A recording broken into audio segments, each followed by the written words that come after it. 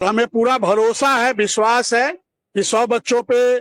प्रमुख सचिव सुंदरम सर ने तो कहा था कि हम भारत सरकार को पत्र लिखेंगे, भारत सरकार के सचिव से बात करेंगे और जहां भी जो भी समस्या आएगी उसका समाधान हम लोग करेंगे। ऐसा भरोसा हमें सुंदरम सर ने दिया था। और बेसिक शिक्षा मंत्री जी की जो बैठक हो रही थी तो उसमें तो केवल बातें सुनी जा रही थी, उसमें उधर से कोई रिप्लाई नहीं हो रहा था, न कोई आर्गुमेंट हो रहा था। उस दिन केवल समस्याएं सुनी जा रही थी। लेकिन जो 7 अगस्त की जो बैठक थी प्रमुख सचिव सर के साथ, उसमें उन्होंने कहा कि हम उस मुद्दे पे कार्य करेंगे और जरूरत पड़ेगी तो भारत सरकार से भी हम बात करेंगे और प्रस्ताव बना के भारत सरकार को भी भेजेंगे, ऐसा उन्होंने कहा था। चलिए तो कुछ भी हो, आगे देखिए, सबके लिए एक राहत बनी रहे और अच्छी बातें बढ़ती रहे, आगे बढ़े निश्चित रूप से, तभी कुछ। हम लोग इसमें है कि इस समय सरकार हमें जो दे देगी हम ले लेंगे और फिर जो बचा रहेगा उसके लिए फिर हम लोग का प्रयास जारी रहेगा। सरकार इस समय जो हमें देगी, जो भी शासनादेश जारी होगी, हम उसको स्वीकार करते हुए, जो भी मानदेय बढ़ोतरी होगी हम उसको स्वीकार करते हुए, चूंकि हमारा अंतिम लक्ष्य तो नियमितीकरण है,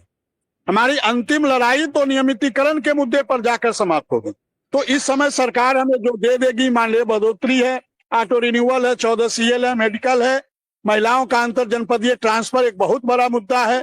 कई परिवार टूट रहे हैं, लोगों के अंदर कहीं ना कहीं दिक्कत हो रही है, मायके पक्ष में ससुराल पक्ष में एक अजीब तानातानी की स्थिति बनी हुई है। तो कहीं ना कहीं समस्या का महिलाओं के अंतर जनपदीय ट्रांसफर बहुत बड़ी समस्या है और सुंदरम सर ने दिसंबर में कहा था इसको हम करेंगे। तो हम लोग आशा करेंगे कि सुंदरम सर अपने बातों के अनुसार इसको दिसंबर में आदेश जारी हो जाए और 10 से 15 दिन में उसका भी पटाक्षेप हो जाए सर जी। तो सरकार जो हमें देगी हम उसको स्वीकार करते हुए जो भी बचा रहेगा फिर उसके लिए हम आगे प्रयास करेंगे। बिल्कुल आप ठीक कह रहे हैं, और लड़ाई तो कभी बंद ही नहीं होती है। विक्रम सिंह, इन सब बातों के बावजूद भी क्या जो इलाहाबाद हाई कोर्ट का है उसके बारे में कोई कोर्ट ऑफ कंटेम्प्ट के बारे में कोई सुनवाई की बातचीत? कंटेम्प्ट है इलाहाबाद में,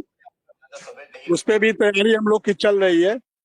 वकील साहब से बात हो रही है, हमारी एक टीम वहां भी काम कर रही है और सारी चीजों पे हम लोग नजर बनाए हुए हैं और वहां भी कंटेम्प्ट में आदेश आए ऐसा हम लोग का प्रयास चल रहा है सब।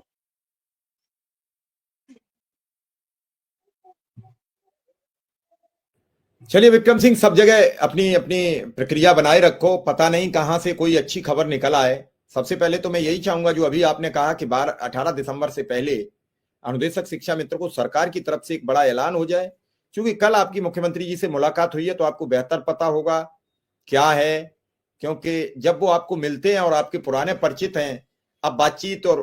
देखा वाली और एक दूसरे की जो निगाह से निगाह मिलती है, उससे आपको लगता होगा कि अब वो बात नहीं है जो पहले थी। अब दौर बदला हुआ है, बदलते दौर में सब कुछ बदल जाएगा, ये बहुत अच्छी बात है।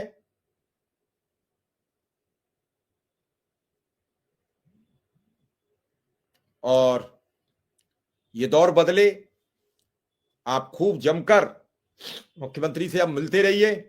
जल्दी से जल्दी सुखद परिणाम ले आइए। कोशिश करिए कि लखनऊ भी मुलाकात हो जाए या गोरखपुर आपकी पर्सनल एक मुलाकात हो जाए, और वो जल्दी हो जाए, ताकि एक और भरोसा नया जीत कर आओ और लोगों में एक अच्छी खबर सुनाओ। क्योंकि जब आपने अपने सवाल खड़े किए तब भी आपने अपनी दम पर खड़े किए, और आज नजदीक तक पहुंचे विधायक, माननीय मुख्यमंत्री जी, विधायक जी, तो सबसे एक दूसरे के सहयोग से पहुंचे। और मेरा मानना है कि यह सुखद खबर में तब्दील कब हो जाए, सुखद खबर में जैसे ही तब्दील हो जाए तो समझा जाएगा कि जीत नजदीक आ गई। अभी भी जीत उसी तरीके से है जैसे दूर दिखता गंगा का पानी, दूर दिखता समुद्र का जल, गंगा का जल, गंगा समुद्र का पानी, ये जो दूर दिखती हुई चीजें हैं, कोहरे में जैसे दूर से लगता है कि कोई कुछ लाइट में चला आ रहा है,